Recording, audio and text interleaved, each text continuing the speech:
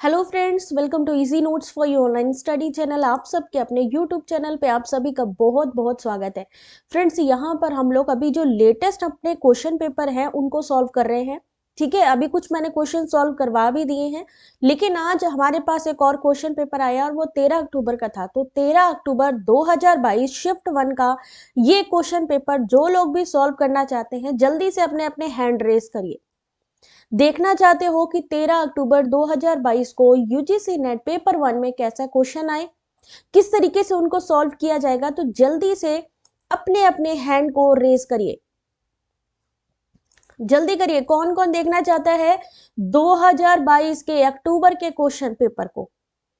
Start करें, फिर दिखाएं क्वेश्चन। स्टार्ट करते हैं, लेकिन स्टार्ट करने के साथ में ही आप सबसे रिक्वेस्ट है कि डेटा इंटरप्रिटेशन के क्वेश्चन को आप लोगों को भी साथ साथ सॉल्व करना है।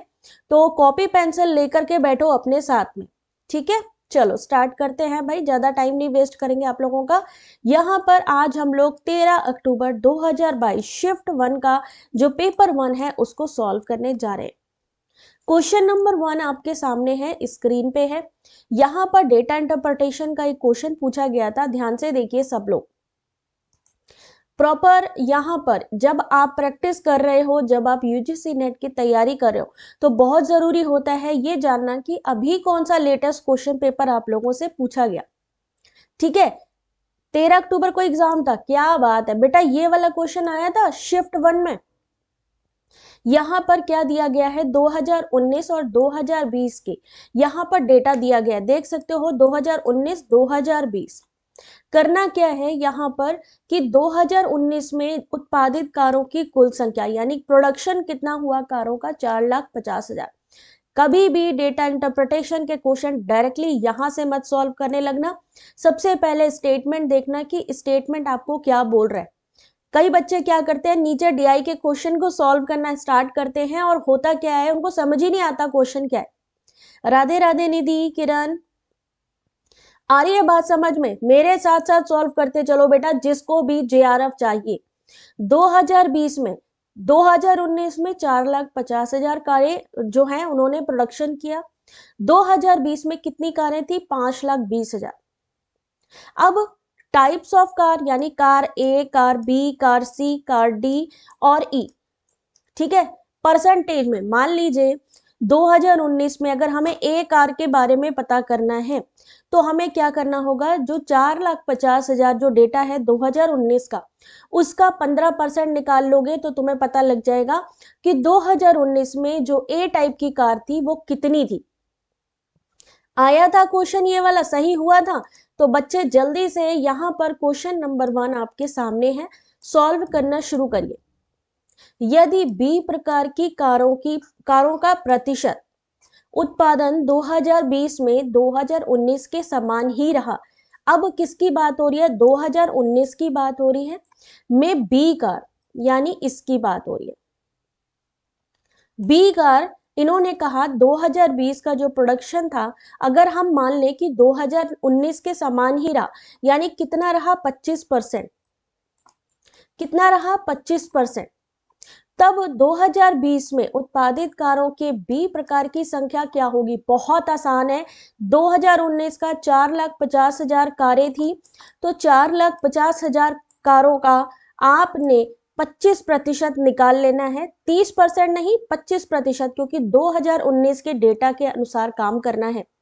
तो ज्योति, भारती, शाहिद, आप सब लोग जो भी अपने साथ में नेट जेआरएफ करना चाहते हो, क्वेश्चन को सॉल्व करना शुरू करो। सिर्फ परसेंटेज निकालना है 45 का। अगर मान लीजिए आप लोगों को नहीं समझ में आता है इतना लंबा कैलकुलेशन, कुछ मत करो, सिंपल सा 45 इंटू 25 कर दो और जो डिजिट आती है उसको मिला के देखो कि यहाँ जो ऑप्शन ए है, ऑप्शन बी है, ऑप्शन सी है या ऑप्शन डी है, उसमें आ रही है या नहीं आ रही है। 45 25 को बहुत इजी, ये मत करने लगो कि 45 आपको लग रहा है यार बड़ा लंबा डिजिट है, 4,50,000 का डिजिट आप सॉल्व करने लगो, उसको करने की जरूरत नहीं है। सिंपल क्वेश्चन को सॉल्व करो। कितना आंसर होगा क्वेश्चन नंबर 1 का, जल्दी से बताइए। कुछ नहीं करना है, सिर्फ आपको इन्होंने बोला कि आपको सिर्फ एक काम करना है कि 2020 में जो 30% है उसकी जगह पे 2019 का डेटा लेना है। 2019 में 25% कार्य बिकी, तो यानी सिर्फ हमें 45 इंटू 25 यानी 4,50,000 का 25% निकालना है। देखते हैं सही है या नहीं। क्या लिखा है? ऑप्शन नंबर सी होगा। क्यों सी होगा? किसके बारे में बात हो रही है? थोड़ा सा यहाँ हम लोग कंफ्यूज हो गए। क्यों? क्योंकि यहाँ 2020 की गणना करनी थी। 2020 का डेटा था 5,20,000। अगर यहाँ पे 5,20,000 आपने देखा तो यहाँ पर इसका सही आंसर सी होता, क्योंकि हमें 2020 के डेटा पे काम करना था। यहां पर ही कंफ्यूजन आती है सबसे ज्यादा। अगर क्वेश्चन को ठीक से नहीं पढ़ा तो समझो गलत। यदि बी प्रकार की कारों का प्रतिशत उत्पादन 2020 में 2019 के समान रहा, तो इन्होंने बोला है कि 2020 में जो प्रोडक्शन हुआ है कारों का, उनकी संख्या क्या है। तो 2020 का डेटा कहता है 5,20,000 कारें थी 2020 में। तो 2020 में 5,20,000 का 25% 1,30,000 होगा। क्वेश्चन किस किस ने नहीं पढ़ा? यहां पर सबसे इंपॉर्टेंट चीज है कि सेम चीज थी, बस आंसर क्या करना था। यहां पे हमें 2020 में इन्होंने बोला है कि 2020 में जितनी कारों का प्रोडक्शन हुआ उसकी संख्या क्या थी। आंसर गलत निकल रहा है। इसका सही आंसर ऑप्शन नंबर सी, क्योंकि हमें कौन सी कार पे फोकस करना है? 2020। अगर हम 2020 की कारों का प्रोडक्शन निकालेंगे, परसेंटेज निकालेंगे, तो 2020 का जो डेटा है 5,20,000 का 25%, क्योंकि बी प्रकार में इन्होंने कहा 2019 का डेटा ले लीजिए, तो वो था 25%। तो 5,20,000 का 25% निकलेगा 1,30,000। आई बात समझ में कि कैसे क्या कंफ्यूजन आ जाती है? अभी देखो थोड़ा ध्यान से। ठीक है, अभी समझ में आया किस तरीके से ये वाला क्वेश्चन सॉल्व हुआ। 2020 में उत्पादित कार, यानी इन्होंने बोला है कि प्रोड्यूस्ड इन 2020, 2020 में जो टाइप बी की कारें थी उनका डाटा आप निकालिए। 5,20,000 हमें पता है टोटल कारें थी, जिसमें कि बी का निकालना है, लेकिन बी में इन्होंने कहा 2020 का मत निकालिए, 2019 का निकाल के दीजिए। तो हमने 5,20,000 का 25% निकाल लिया। आगे समझ में? 52 इंटू 25, वेरी गुड हुजूर। रिचा, अभी नेक्स्ट क्वेश्चन देखते हैं कौन लोग ध्यान से क्वेश्चन को पढ़ते हैं। अगर आपने स्टेटमेंट सही से नहीं पढ़ा या क्वेश्चन सही से नहीं पढ़ा, बस वहीं पर मिस्टेक हो जाएगी। क्वेश्चन को ध्यान से देखिए बेटा। क्वेश्चन नंबर 2, 1,30,000, राधिका बिल्कुल सही। पेपर 1 कंप्लीट कैसे होगा? अगर आप हमारे साथ जुड़ रहे हो, अब हमारे को चैनल को सब्सक्राइब कर रहे हो, टेलीग्राम पे जुड़ रहे हो, तो मुझे नहीं लगता आप लोग को कोई टेंशन लेने की जरूरत है, क्योंकि जो चीज अभी मैं करवा रही हूं ये अभी तक किसी ने नहीं करवाई है। तो अगर ये करवा सकती हूं तो पूरा सिलेबस कवर कराने में मुझे बिल्कुल भी ज्यादा टाइम नहीं लगेगा। ठीक है ना? तो हमें ये नहीं है कि जल्दी जल्दी भागे और जल्दी जल्दी चीजों को कंप्लीट करें। हमारा कॉन्सेप्ट है कि आपको चीजें समझ में आनी चाहिए, जो पढ़ो वो समझ में आना चाहिए। 2019 में उत्पादित सी प्रकार की कारें का 2020 में उत्पादित डी प्रकार की कारों के साथ जो अनुपात है उसको बताना है। जल्दी से आंसर करिए। What is the ratio of number of type C cars produced in 2019 to the number of type D cars produced in 2020। अगर हम 2019 की बात करें, 2019 में सी प्रकार की कारें यानी 30%, 2019 का 30% यानी कितने का? 4,50,000 का 30% निकाल लीजिए। 2020 में डी प्रकार यानी 25%। ईयर के सामने ही उसको लेकर चलना है। 2019 का सी देखिए, 2020 का डी देखिए। 2020 में 5,20,000 का 25% निकाल लीजिए। जो भी आपका आंसर हो उसमें ही आपको अनुपात निकालना है।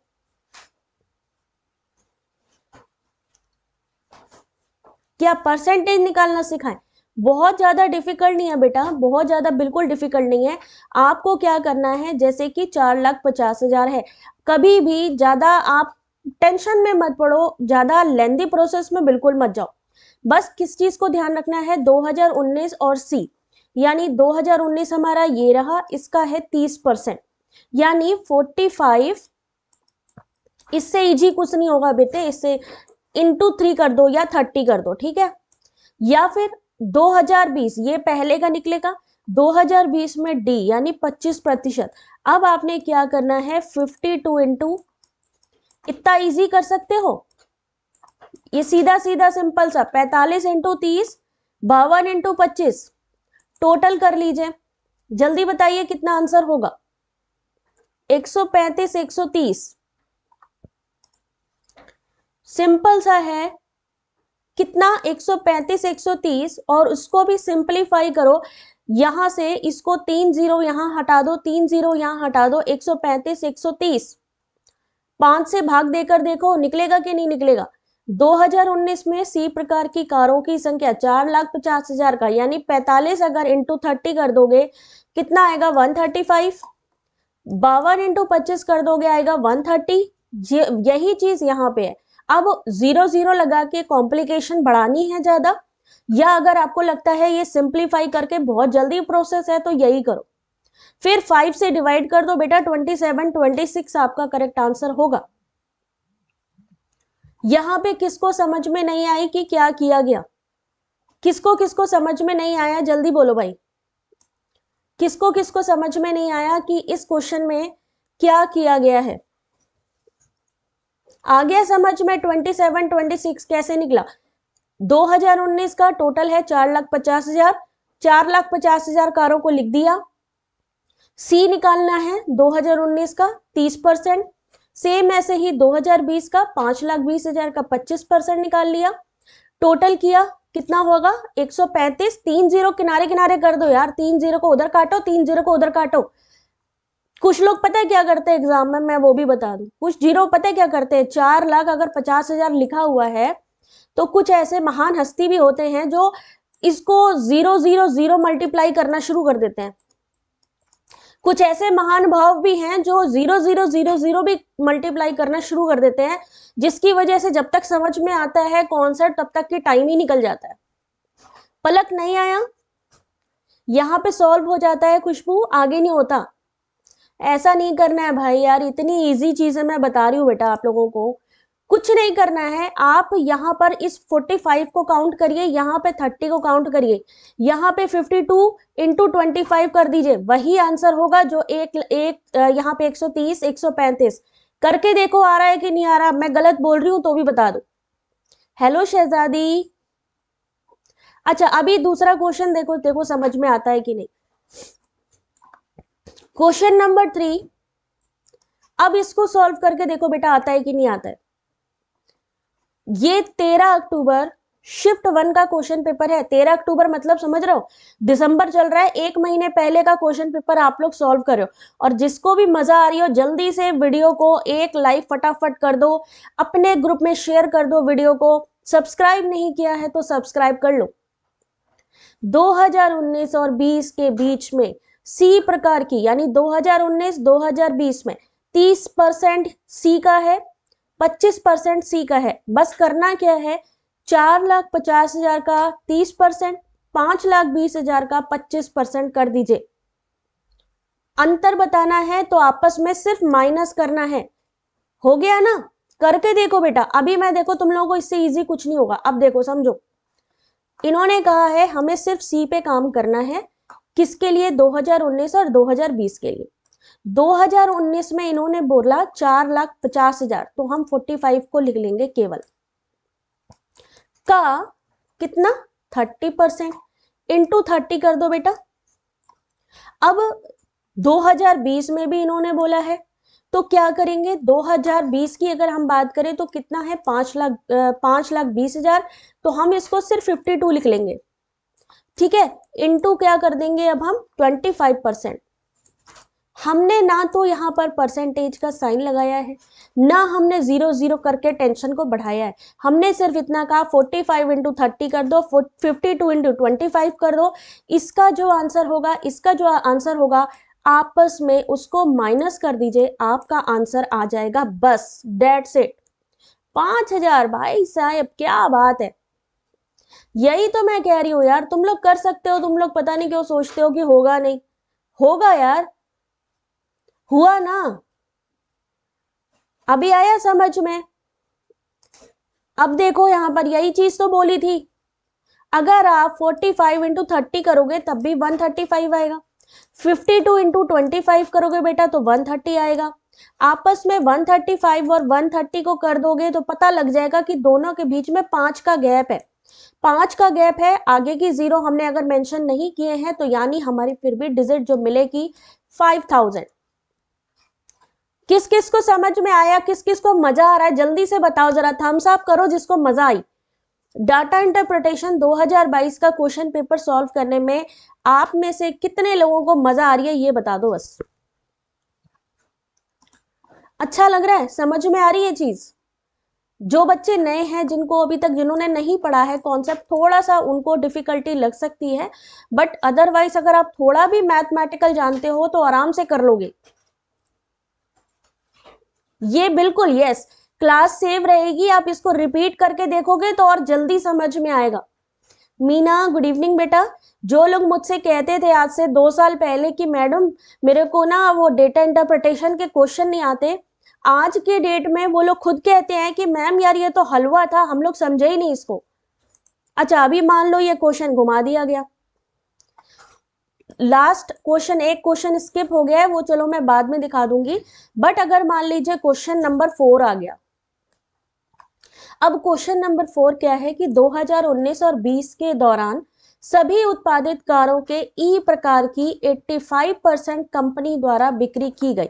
ई कहाँ है ये, तब कंपनी के पास ई प्रकार की कितनी कारें अभी भी विक्रय हेतु बची हुई हैं। अब इसको सॉल्व करके देखो तो जाने, आ रही है बात समझ में।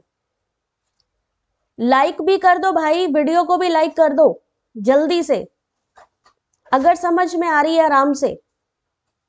अब इस क्वेश्चन को देखते हैं, आनंद सॉल्व करेगा। अरे बिल्कुल बेटा, आप लोग, मैंने आपसे कहा ना मैं कुछ नहीं कराती हूँ, जो करते हो आप लोग खुद करते हो, आपकी मेहनत है। मैं आपके सामने क्वेश्चन रखती हूँ, आपको हिंट देती हूँ, अब ये आप उस अपॉर्चुनिटी को कैसे ग्रैब करते हो ये आपके ऊपर है। आपको जेआरएफ आप खुद दिला सकते हो। अब इस क्वेश्चन को अगर सॉल्व करना है, इसमें जनरली लोग कंफ्यूज हो जाएंगे तो मैं ज्यादा कंफ्यूज नहीं करती हूँ, आगे आंसर को दिखा देती हूँ, जो कि आंसर है ऑप्शन नंबर डी।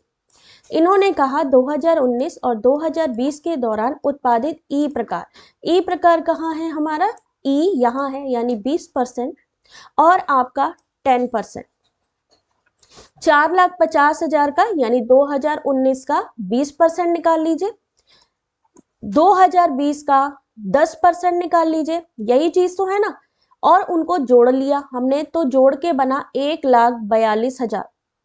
इन्होंने कहा कंपनी के द्वारा बिक्री की गई कारें, बिक्री कितनी की गई ई में 1,42,000, जिसमें से 1,42,000 में 85% बिक्री करी गई यानी बेच दी गई, तो यानी कितनी बेच दी गई 1,20,000। अगर 1,42,000 में 1,20,700 बेच दी तो अब इन्होंने कहा कितनी कारें बची हैं, तो आपस में हमने इनको माइनस कर दिया यानी 21,300। क्या बात है हुजूर आनंद भाई, छा गए भाई, वेरी गुड। कितना होगा आपका आंसर, ध्यान से देखो भाई, मैं अपनी फोटो छोटी कर ले रही हूं, तुम लोगों को चीजें समझ में आनी चाहिए। इन्होंने कहा 2019-20 के दौरान सभी उत्पादित कारों के ई प्रकार की 85% कंपनी द्वारा बिक्री की गई, यानी सबसे पहले आप ई निकालिए कि ई का टोटल कितना है दोनों ही सालों में।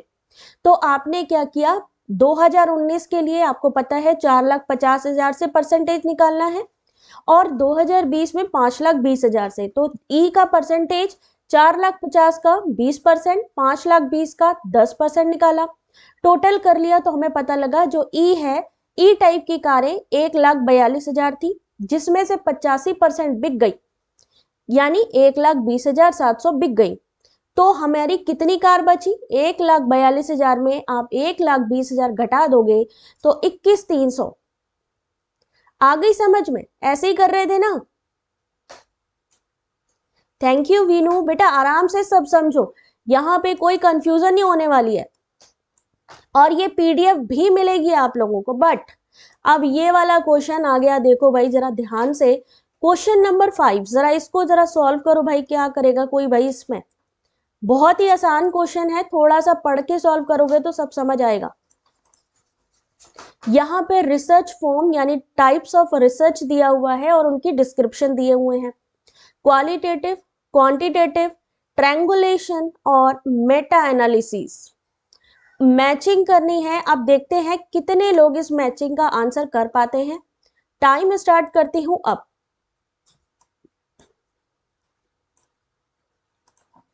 चलो जल्दी से जरा इस क्वेश्चन का आंसर देके बताओ जरा।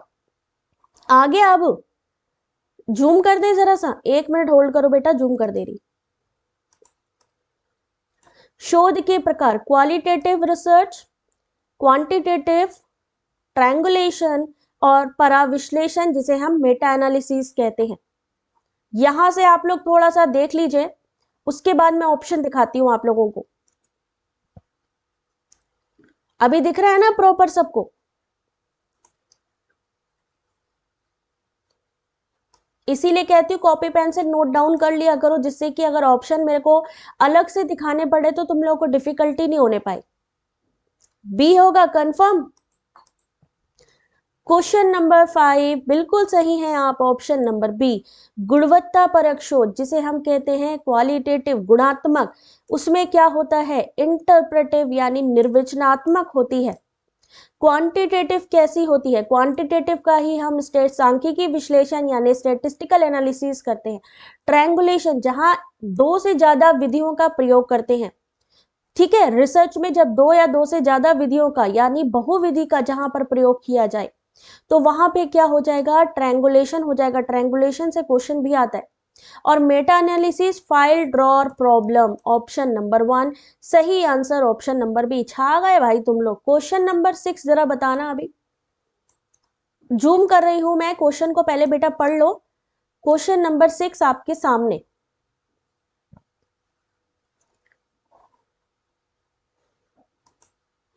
क्वेश्चन नंबर 6 आपके सामने।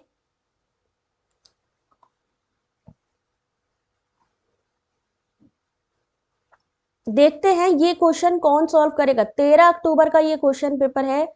एनवायरमेंट से, जैव संहति यानी बायोमास से उत्पन्न ऊर्जा को कार्बन उदासीन माना जाता है। जैव संहति यानी बायोमास वातावरण में CO2 को नहीं बढ़ाता है। और ऑप्शन इज ए और आर दोनों सही है, सही व्याख्या है। ए और आर दोनों सही है लेकिन गलत व्याख्या है। ए सही है, आर सही नहीं है। ए सही नहीं है लेकिन आर सही है। एनवायरमेंट से अब आप खुद देखिए, 13 अक्टूबर को ये आपका जो क्वेश्चन पेपर है बिल्कुल मजाक नहीं है, क्योंकि आपके 1 महीने पहले का जो पेपर है वो मैं सॉल्व करवा रही हूं। 13 अक्टूबर 2022 shift 1 with explanation. But yes, explanation Hindi में है।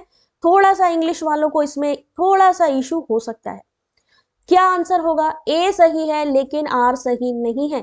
बायोमास क्या है? ऊर्जा का नवीकरणीय स्रोत जो जानवरों और पौधों के कचरे से प्राप्त होता है। बायोमास का जो मेन सोर्स है वो क्या होता है बेटा? बायोमास को विद्युत ऊर्जा में परिवर्तित किया जा सकता है। बायोमास से उत्पन्न ऊर्जा को कार्बन उदासीन माना जाता है, क्योंकि ईंधन से उतनी ही मात्रा में कार्बन छोड़ते हैं जितना कि पौधों द्वारा अपने जीवन चक्र के समय अवशोषित किया जाता है। बायोमास के माध्यम से वातावरण में कार्बन डाइऑक्साइड की मात्रा में कुछ वृद्धि होती है, जो पृथ्वी के तापमान में वृद्धि करने में सहायक होती है। इसलिए जो अभिकथन पहला है वो सही है, और जो दूसरा है जो दूसरा है उसकी सही व्याख्या नहीं है। ऑप्शन नंबर सी, कारण जो दिया गया है वो गलत है। बायोमास से उत्पन्न ऊर्जा कार्बन उदासीन होती है, बिल्कुल सही। लेकिन बायोमास वातावरण में CO2 नहीं बढ़ाता है, ये गलत है। क्योंकि पहली सबसे ज्यादा अगर हम बात करें कि जो गैस सबसे ज्यादा होती है वो मीथेन होती है, और मीथेन के बाद जो सबसे ज्यादा उत्सर्जन होता है वो CO2 का होता है। इसको भी नोट डाउन कर लीजिएगा। ज्योति बेटा, पेपर 1 की ऑलरेडी बुक टेलीग्राम पे है, अलग से परचेस करने की जरूरत नहीं है। वहां सारे बच्चे आपको कंटिन्यू क्विज भी करवा रहे हैं, साथ ही बहुत सारे नोट्स PDF है, तो वहां पे टेलीग्राम ज्वाइन करो बेटा एक बार। ठीक है, बात आ रही है समझ में? क्वेश्चन नंबर 7 सॉल्व करने की कोशिश करिए। देखते हैं कौन मैथ्स में स्मार्ट है। कोई व्यक्ति जो शांत जल में 48 मीटर मिनट की दर से तैर सकता है, 200 मीटर धारा के विरुद्ध और 200 मीटर धारा के साथ तैरता है। यदि इन दोनों समयों के बीच का अंतर 10 मिनट है तो धारा की गति कितनी होगी?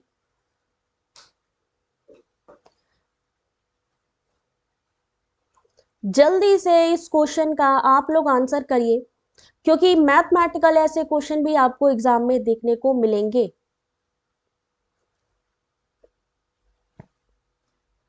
सॉल्व करो भाई, अभी सीटेट का एग्जाम आएगा और सीटेट के एग्जाम में भी ये पूछे जाएंगे। कितने लोग सीटेट का एग्जाम देने जा रहे हैं ये बताओ जरा। सीटेट हो, सेट एग्जाम हो, सब में पूछा जाने वाला ये क्वेश्चन।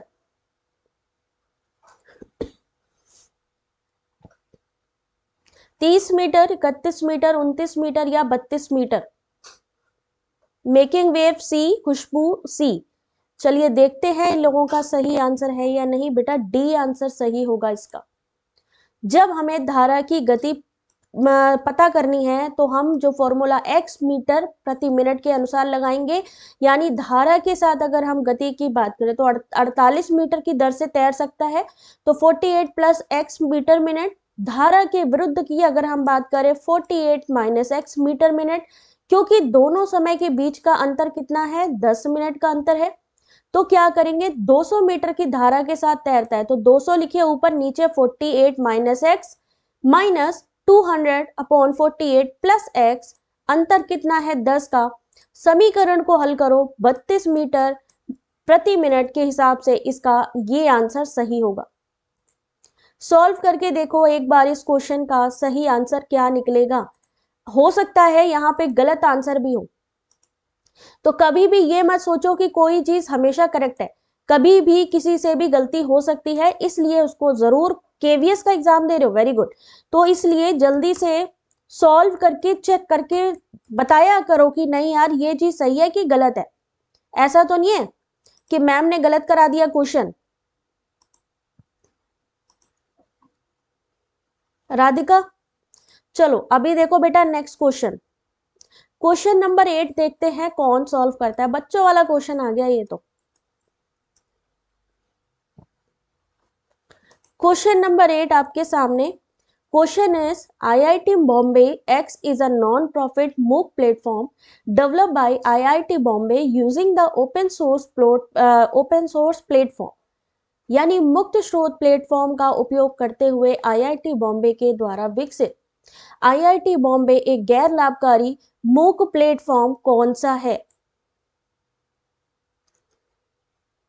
अब बताओ इस क्वेश्चन का आंसर कौन कौन जानता है। अगर अभी तक आप लोग इनके बारे में नहीं जानते हो, प्लीज जुमला, सकाई, द्रुपल, EDX इन सब के नोट्स बना लो प्लीज, क्योंकि हो सकता है अगली बार यहां से क्वेश्चन आ जाए, क्योंकि जो क्वेश्चन ये लोग पूछते हैं उससे मिलता जुलता क्वेश्चन अगली बार एग्जाम में जरूर डालते हैं।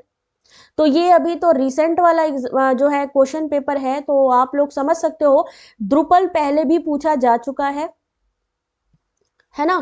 तो अभी इसका आंसर क्या होगा? Option number D, open एडेक्स। मुक्त स्रोत प्लेटफॉर्म ओपन EDX का उपयोग करते हुए IIT बॉम्बे के द्वारा विकसित मूक एक लाभकारी प्लेटफॉर्म है। मूक वेब आधारित मुक्त दूरस्थ शिक्षा कार्यक्रम है जो शिक्षा के क्षेत्र में भौगोलिक रूप से दूरस्थ क्षेत्रों की छात्रों की भागीदारी सुनिश्चित करता है, यानी दूर तक अपनी पहुंच को बनाता है। ये उच्च शिक्षा, कार्यकारी शिक्षा, कर्मचारी विकास के लिए मुक्त ऑनलाइन पाठ्यक्रम है और इसके अंतर्गत मुक्त और प्रीमियम दोनों प्रकार की सेवाएं प्रदान की जाती हैं। लेकिन यहाँ किसका उपयोग हुआ है? EDX का। पूरा एक्सप्लेनेशन बेटा आपके सामने है, कोई भी चीज इससे बिल्कुल भी डिफरेंट नहीं है। लेकिन यस, EDX के बारे में आपको बताया जा रहा है। EDX के अलावा द्रुपल क्या है, सकाई क्या है, जुमला क्या है। अब आप लोग इसको सर्च करके मुझे आप लोग स्क्रीनशॉट शेयर करोगे टेलीग्राम पे, इसलिए नहीं कि भाई आप लोग को एक्स्ट्रा काम दे रही हूँ, इसलिए क्योंकि यहां से मिलता जुलता क्वेश्चन आपका अगली बार भी आ सकता है। 2021 में भी जो मूक प्लेटफॉर्म थे उससे क्वेश्चन आया था और यहाँ पर भी इस बार भी ये क्वेश्चन देखने को मिला है कि मूक प्लेटफॉर्म पे कौन कौन से प्रोग्राम्स आते हैं। तो अगर आप लोग नेट JRF क्वालिफाई करना चाहते हो तो ये चीजें जो बता रही हूँ आपको, ये जो इतना लेटेस्ट क्वेश्चन पेपर सॉल्व करवा रही हूँ, इस चीज का बेनिफिट लो। आपने क्या करना है, जुमला क्या है, सकाई क्या है, द्रुपल क्या है, उसके अलावा गैर लाभकारी जो मूक प्लेटफॉर्म है इसकी पूरी लिस्ट निकाल लीजिए, चाहे गूगल से निकाल लीजिए और प्लीज शेयर करिए टेलीग्राम पे। ठीक है, चलिए क्वेश्चन नंबर 9। अगर ये वाला क्वेश्चन आ गया एग्जाम में, इसी से मिलता जुलता तो आएगा ही, 100% है। गुलनाज अब बेटा इस क्वेश्चन का आंसर करो जरा सा, देखते हैं कौन लोग मैथ्स में अच्छे हैं। प्रत्येक के लिए 1 अंक वाले 150 प्रश्नों के परीक्षण में ऋषभ पहले 75 प्रश्नों में 80% के सही उत्तर दिए, यानी 150 क्वेश्चन जो कि एक मार्क्स के हैं। ऋषभ ने कितने आंसर किए? 80% of the first 75 question correctly. What percent of the other 75 question does he need to answer correctly to score 60% overall? Thank you Shahzadi. US ने बनाया था OpenEdX, वेरी गुड।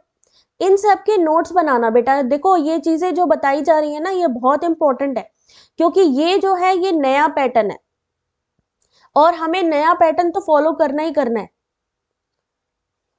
और लाइक करो अगर आपको फिर से ऐसी क्लास चाहिए हो तो, अगर नहीं चाहिए तो कोई बात नहीं है।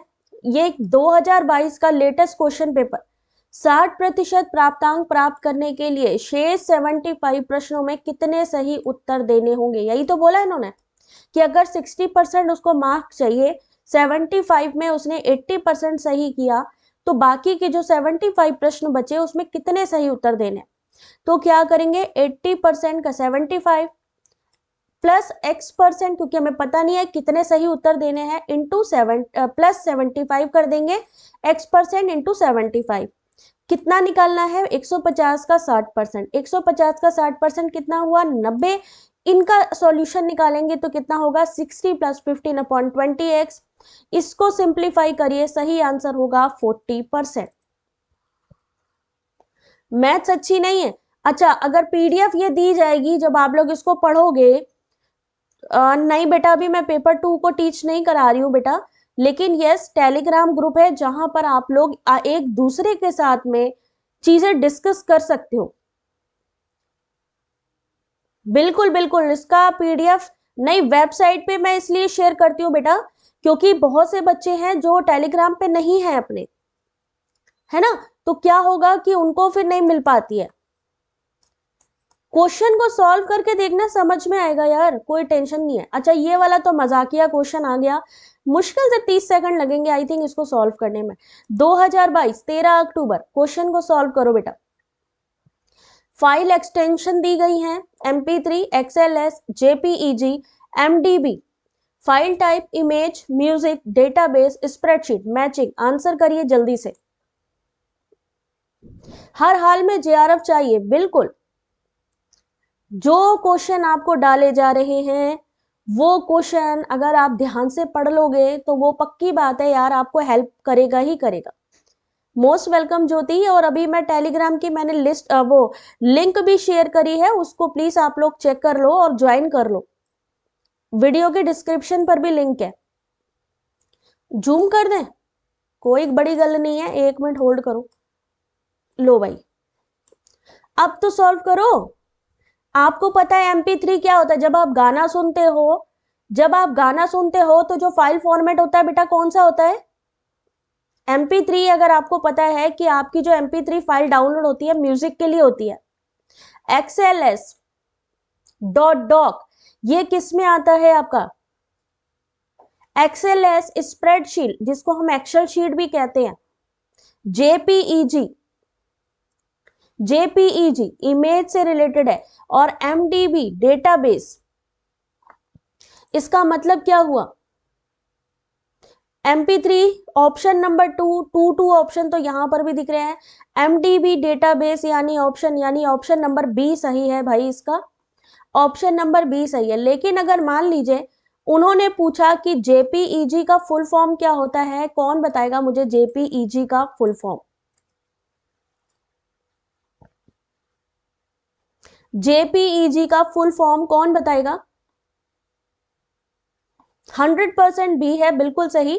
और ये तभी बेटा आपको पता होगा जब आप इन चीजों का यूज कर रहे हैं। एक्सेल के बारे में, स्प्रेडशीट के बारे में कंटिन्यू क्वेश्चन आ रहा है, लॉन्ग वाला क्वेश्चन भी आ रहा है।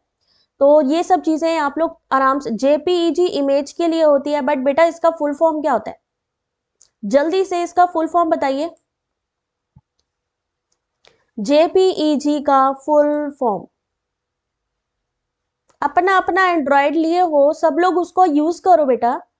नहीं याद है कोई बात नहीं, अपने अपने एंड्रॉयड फोन पे चेक करो। मैंने मना किया क्या कि नहीं भाई अगर आप एंड्रॉयड फोन यूज करोगे तो हम आपको नहीं पढ़ाएंगे? ऐसा तो नहीं बोला ना। मैं तो बोलती हूँ कि तुम लोग सर्च करो। चलो कोई नहीं, सर्च करके मुझे आंसर बताना। चलते हैं नेक्स्ट क्वेश्चन पे। ओए होए होए, चलो भाई नेक्स्ट क्वेश्चन कराएंगे कल आपको। नेक्स्ट क्वेश्चन कल कराएंगे, joint photographic expert group. Parveen बहुत सही, प्रियंका बहुत सही, बिल्कुल करेक्ट आंसर। आनंद वेरी गुड, शहजादी का भी करेक्ट आंसर है। अब आपको समझ में आ रही है कि यार कैसे क्वेश्चन आ रहे हैं एग्जाम में, कैसे उनको हमें कवर करना है, क्या हमारा सिलेबस होना चाहिए, मैथ्स को किस तरीके से हमें जो है कंप्लीट करनी है अपनी। ये इसलिए नहीं दिखा रही हूँ कि यार कि ये अब आप सोचो कि एग्जाम हो चुका है 2022 का, तो अब ये नहीं आएगा। ठीक है, ये क्वेश्चन नहीं आएगा, लेकिन अगर जुमला से आ गया तो क्या करोगे? अभी मूक का कंटिन्यू फुल फॉर्म पूछा जाता है, तो मूक का फुल फॉर्म पूछ लिया तो क्या बताओगे?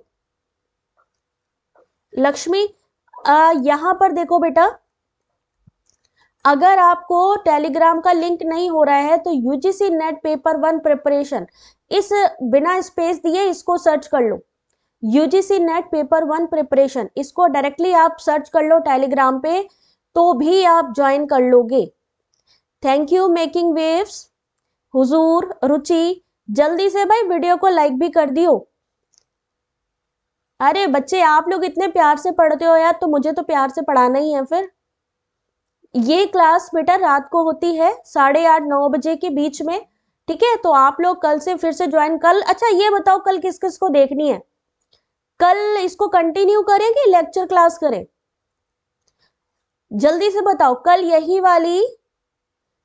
वाली क्लास कंटिन्यू करें या लेक्चर क्लास? एक बारी मुझे प्लीज जल्दी से मैसेज करके बता दो बेटा। लेक्चर क्लास या फिर PYQ कंप्लीट करा दें विद एक्सप्लेनेशन। सोचो 2022 का जो क्वेश्चन पेपर UGC की साइट पे नहीं है, उस क्वेश्चन पेपर को आप लोग सॉल्व कर रहे हो विद एक्सप्लेनेशन। सोचिए, कल चाहिए, कल कंटिन्यू करें। वेरी गुड, चलो बहुत बढ़िया। कंटिन्यू करोगे तो जो इसमें एक्सप्लेनेशन है ना, उस एक्सप्लेनेशन से भी आपको बहुत हेल्प मिलेगी। लेक्चर क्लास भी करेंगे और वो भी करेंगे। हाँ यार सर्दी बहुत बढ़ गई है।